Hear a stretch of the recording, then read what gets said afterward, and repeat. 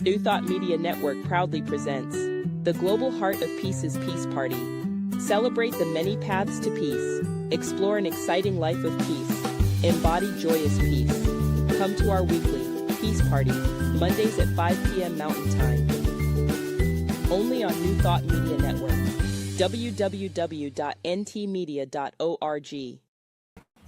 Hello and welcome to Peace Party.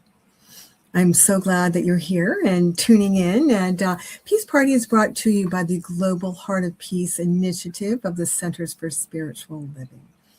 And here at Peace Party, we share ideas that inspire a new awareness of peace and the many facets of peace, and guide us and inspire us in the enjoyment of a life full of peace and joy. And I am so glad that you're here with me today. And I am Reverend Christy Semple. I am a member of the CSL, Global Heart of Peace Initiative, and a staff minister at the New Thought Media Network, and a member of the prayer team here. So again, welcome to you. And here, as I said, at the Peace Party, we share ideas about the many facets of peace and about the enjoyment of a peace-filled life. And in talking about peace, something that's so helpful, it's helpful to me and can be helpful to you, is remembering, again, the many facets of peace. Peace is not only the quiet contemplation, although that is very, very helpful, but there are many qualities about peace, qualities of our thoughts and our feelings that affect peace. And it's important and helpful to recognize these qualities and to nurture them as we are tending the garden of peace. And I'm going to be talking about one of these specific qualities today. But before I get to that, I want to talk about a program and a helpful spiritual enrichment tool that helps us to notice and practice these many facets that contribute to peace. And this spiritual enrichment tool is related to the season of peace and nonviolence that is happening right now as I am recording this on March 9th. We are right in the middle of day 39. And the season of peace and nonviolence goes from January 30th to April 4th.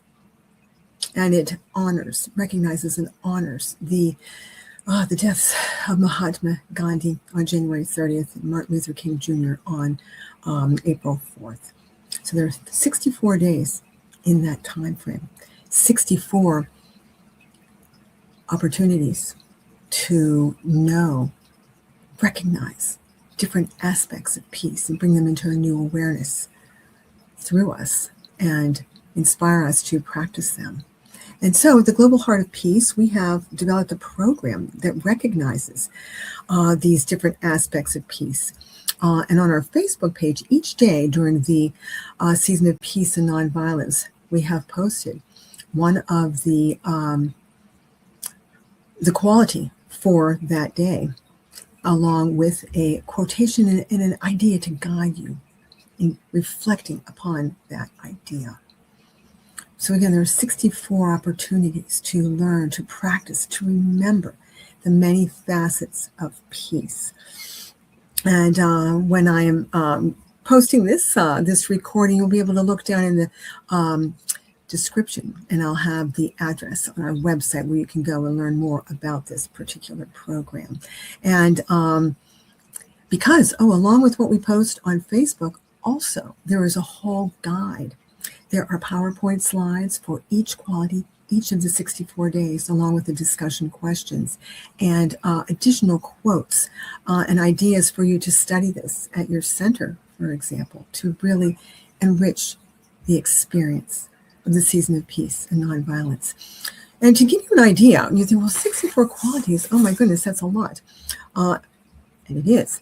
But to give you an example of some of the qualities that could be patience, listening, acceptance, kindness. So many of these qualities are openness and also appreciation. And I'm going to be talking about that in more detail here in just a moment. So all these different qualities that affect peace. So let's talk about appreciation. And you think, well, why is appreciation in there in relation to peace? And how does it affect peace? So in thinking about that, an idea is to think about when we are not feeling appreciative. Thinking about when we are not feeling appreciative about ourselves, about someone else, about activities around us. And when we are not feeling appreciative, how that the feelings that go with that can be frustration, it can even be sadness, it could even be anger. When we're not feeling appreciative, and we may block activities in our life, block a person, block feelings, when appreciation isn't there. You see, it's blocking the feelings of caring, kindness, love, all of which contribute to peace. And so, this appreciation for who we are, who other people are that we know and that we don't know, the appreciation of life, all of that contributes to peace, because when we allow that and we open to that, it's that flow. It's that flow of the expression who we are as expressions of God. Appreciation is the natural flow of life and love, recognizing itself and giving to itself. And in the materials that I mentioned to you from the Global Heart of Peace that we have for each day of the peace season of peace and nonviolence, each quality, including the quality of appreciation, there's a quote that I want to share to you. This is from the wonderful Louise Hay. Louise Hay said, "Praise yourself as much as you can. The love in our lives begins with us.